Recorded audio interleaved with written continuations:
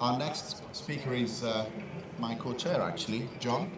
Jon and I actually did the very first session of facade engineering at GPD some years ago, so it's been an absolute pleasure doing the session with you, and I really mean that.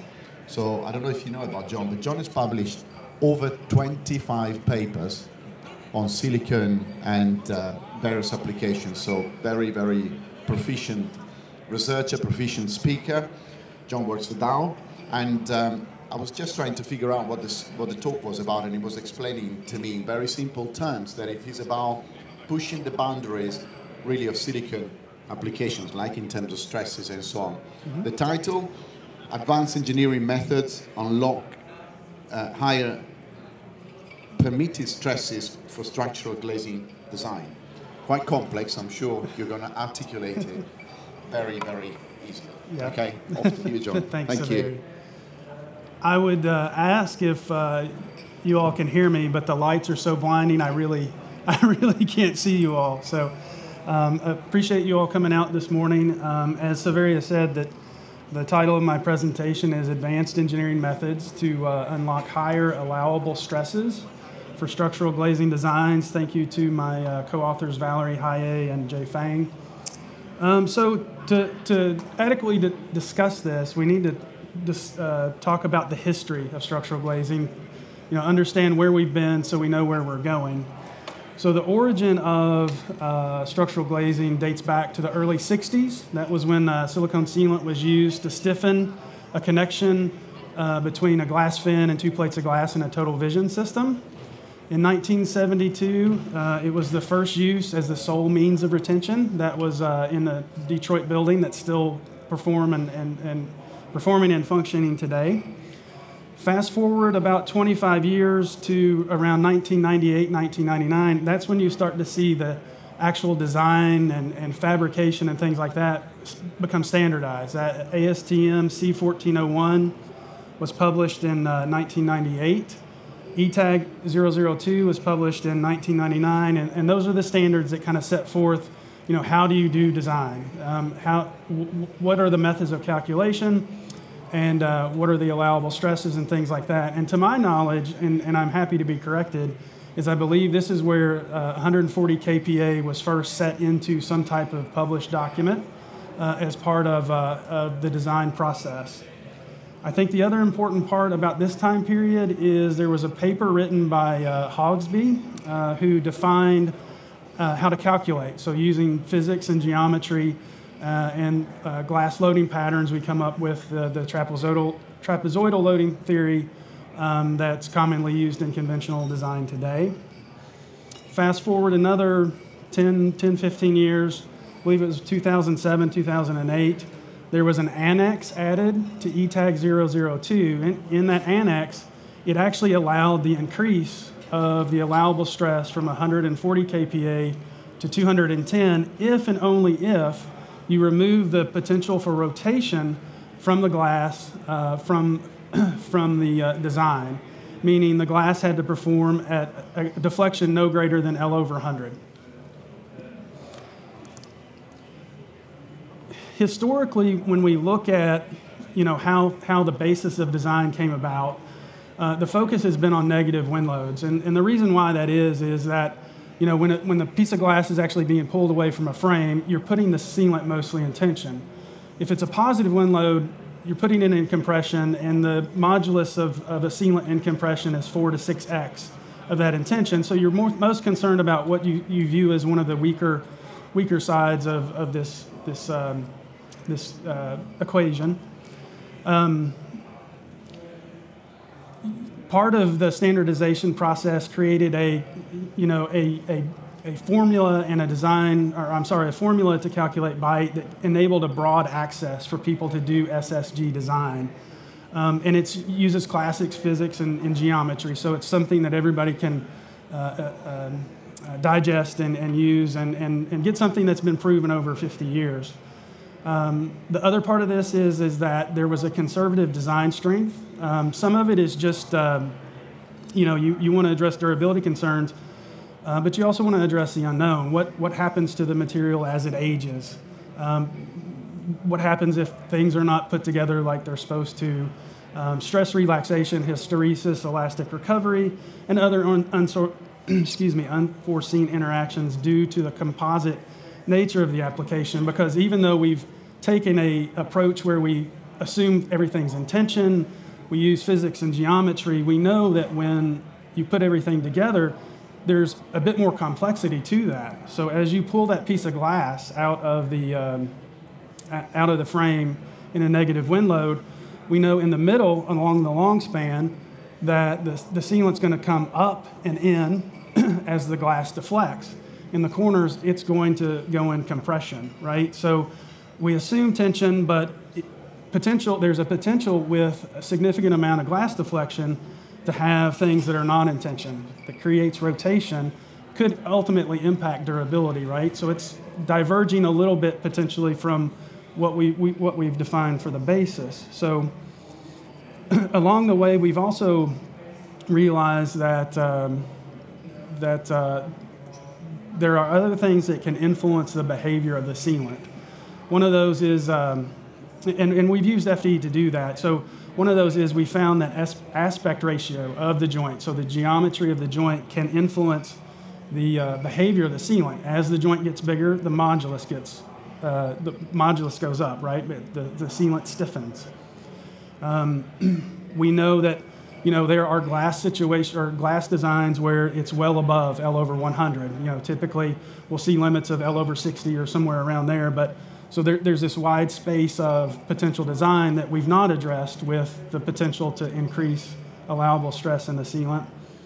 And then we also know that as these bites get larger, we diverge from tension only to where we see the sealant act both in tension and compression. It begins not to act like a hinge, but there's some rotation that occurs. So the question becomes, how do we set boundaries? How do we evaluate this so we can incorporate these complexities and still remain with a conventional design process that everybody can access? So to think about this, we have to think about what the silicone is doing. First, it has to withstand an exceptional event. That's a maximum wind pressure. It also has to be able to accommodate movement, right? It has to be strong enough to resist the wind, but it has to be flexible enough to be able to move with the building. Because there could be a fatigue associated with that. So we need to understand, what is the strength and failure of silicone at this, exceptional event, and then how does the geometry and how do all these other things factor in to the behavior over the lifetime of the building, so that we can, be confident in whatever design strength that we increase to, as well as define good boundary limits to enable that access. So we did this, we went about this several different ways. The first thing that we did is we wanted to understand the impact of the aspect ratio of the joint geometry. We built a lot of TA joints or H pieces, as well as mock-up units, and we took them to failure. Then we modeled the tests because we wanted to see if the model would give us some insight into the ability to understand failure, as well as even potentially predict it. The second part is we wanted to understand what glass deflection does on sealant, because we know, rotation is not necessarily as predictable as what our design basis is. Rotation can introduce stresses that may concern us on durability. So we want to understand what happens when this diverges from that. And then the last thing is we want to understand what fatigue can do. So we looked at repetitive cycling and long-term loading. We wanted to understand what elastic recovery or stress relaxation or the creep function may do to the sealant.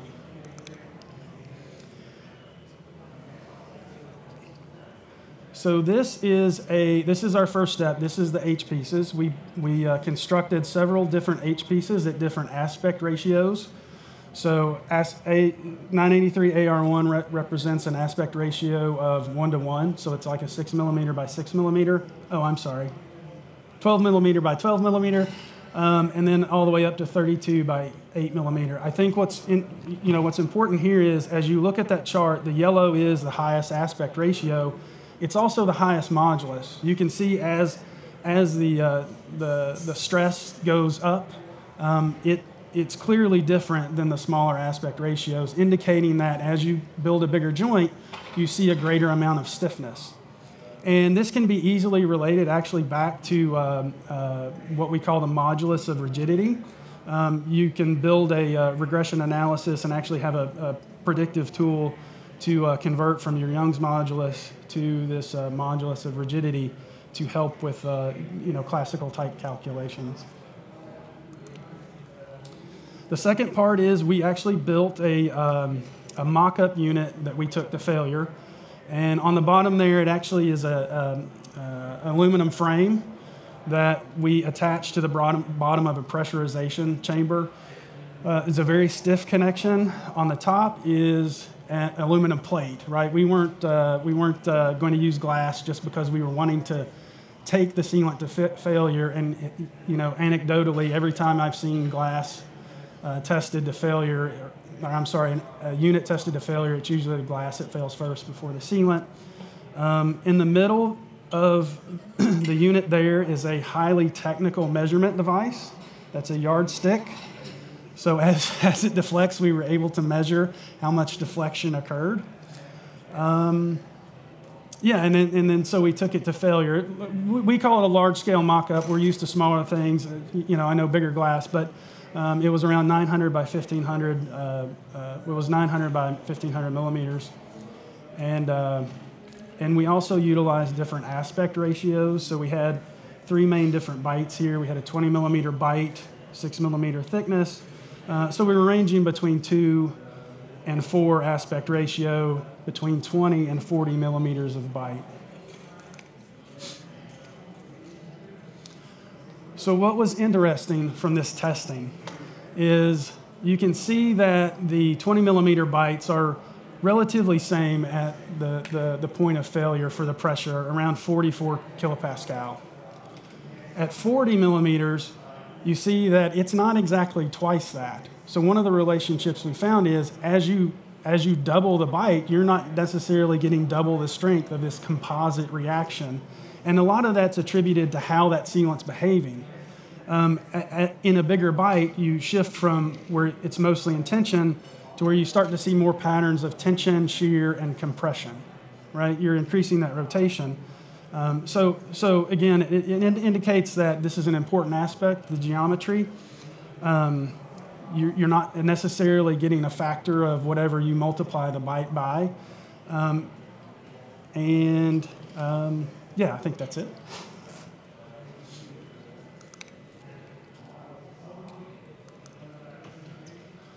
So then we modeled both of these. We modeled the TA joint on the left. We modeled the mock-up on the right. Part of the output of a model, you get stresses and you get strains. And we've done this several times for research papers, and we found that the peak strain that's out of the model is actually becoming a relatively good predictor of durability. For the TA joint, we found that a peak strain of 115% was indicative of where the H-piece failed. So in our joint here, typically the red indicates the highest regions of strain. You see those accumulate, and you tend to see that's where they tear. In the mock-up, interestingly enough, we found that it failed and that the peak strain was of around 118%. Even more interesting was that when we looked at where the failure was predicted on the mock-up, the actual unit failed within 1 millimeter of that, right? I don't know if it's lucky or if it's something, but I kind of feel a little bit more confident. I do think, and we've talked about this a lot within Dow, picking a point off of 1 or 2 or even 5 tests, for purposes of research, that's okay. From a standardization process, I think there's probably a need to develop a standard of performance for that using multiple replicates. So for our purposes, we said, okay, we feel like peak strain of around 120% is going to indicate failure. We're going to use 90 as a guideline just to make sure we eliminate some of maybe that statistical variation that we haven't developed yet.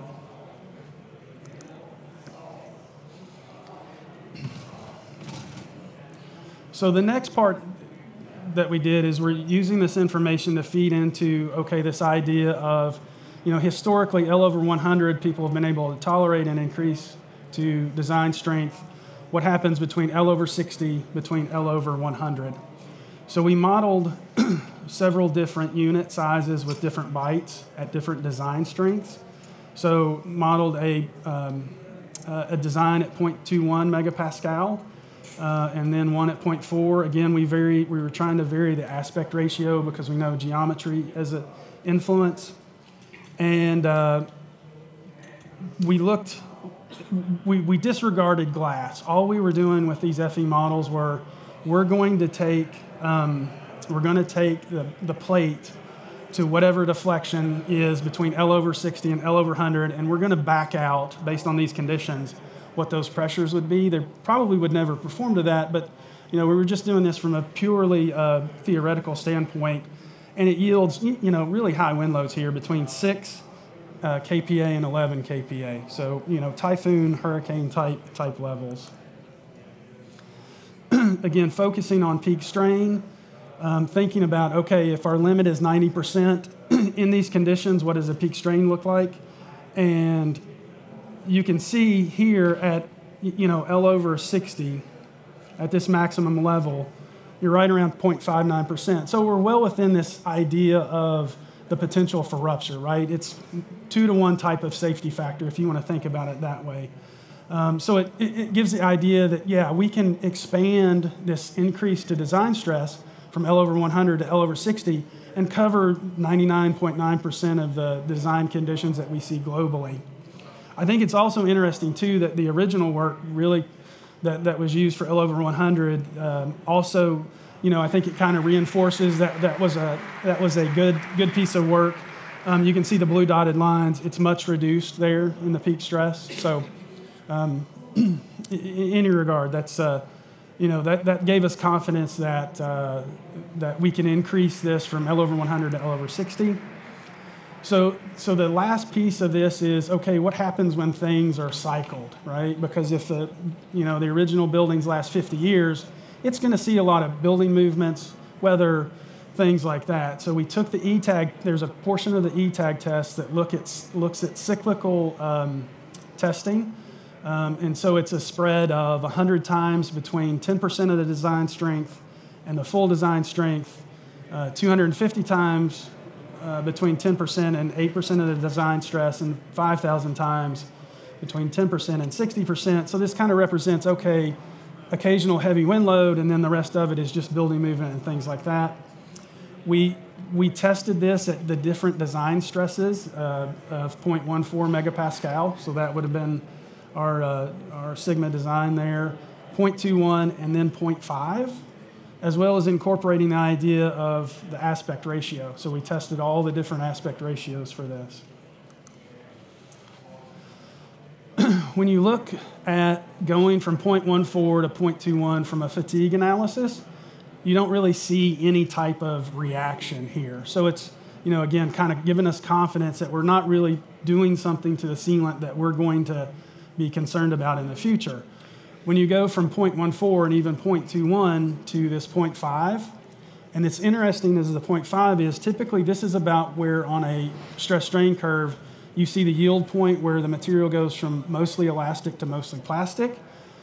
After this fatigue testing, you can see the response here where it dips down, that you're introducing some type of stress relaxation, some type of fatigue response, right? You're reducing its response. So it gives us kind of pause of saying, okay, maybe we've not been thinking about the design stress in a way that incorporates this. We think about it mostly in quasi-static state, right? We'll take a piece of sealant or a test piece, and we'll cure it for 28 days and take it to failure.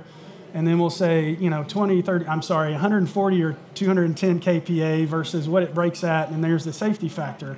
Maybe the safety factor needs to come back to 0.5 because we know now that fatigue is a concern, right? And we know that fatigue is a concern, especially because there was a recent paper done here where sealant at different orientations were loaded from low levels to high levels where it was immediate rupture. And from that paper, we were able to define a regression analysis or a predictive tool. And what was found is that actually around 0.67 megapascal of a permanent load, you see an acceleration to failure. Instead of months, years, decades, 100 years, it's in weeks, right? So in thinking about like the safety factor, potential for fatigue, if we think about that as a limit, at 0.21 we're at about 3 to 1 or something like that. So, I think from this is that we've historically thought about things in a quasi-static way.